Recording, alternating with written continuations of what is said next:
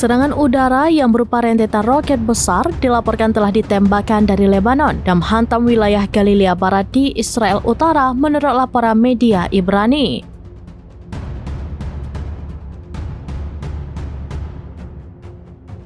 Radio Angkatan Darat Israel melaporkan bahwa sirine serangan udara berbunyi di sekitar 40 kota di Galilea Barat.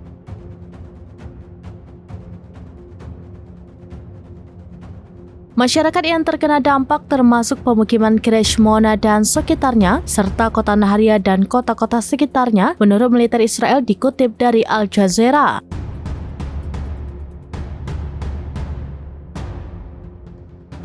Akun Quds di X, dulu namanya Twitter, membagikan video berdurasi 1 menit 9 detik terkait agresi ini.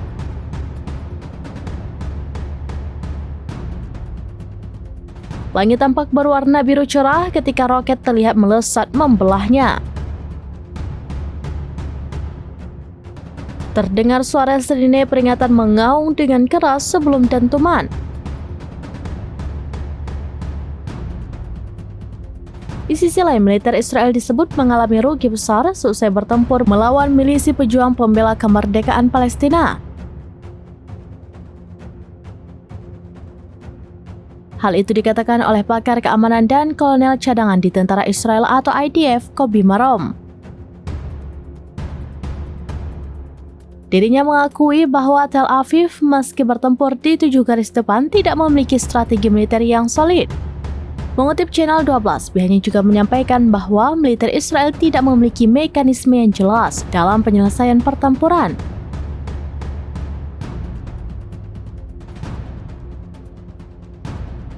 Dikatakannya militer Israel memang menghadapi pertempuran menantang di Lebanon.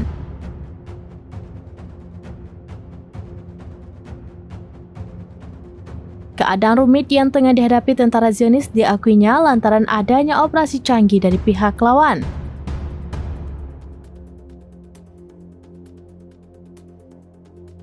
Kolonel cadangan itu mengatakan juga bahwa sistem komando dan kontrol Hizbullah sedang ditingkatkan bersama dengan formasi tembakannya.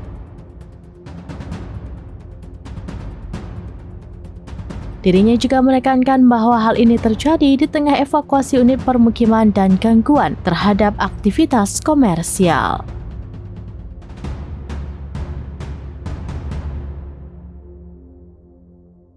Download Tribun X sekarang, menghadirkan lokal menjadi Indonesia.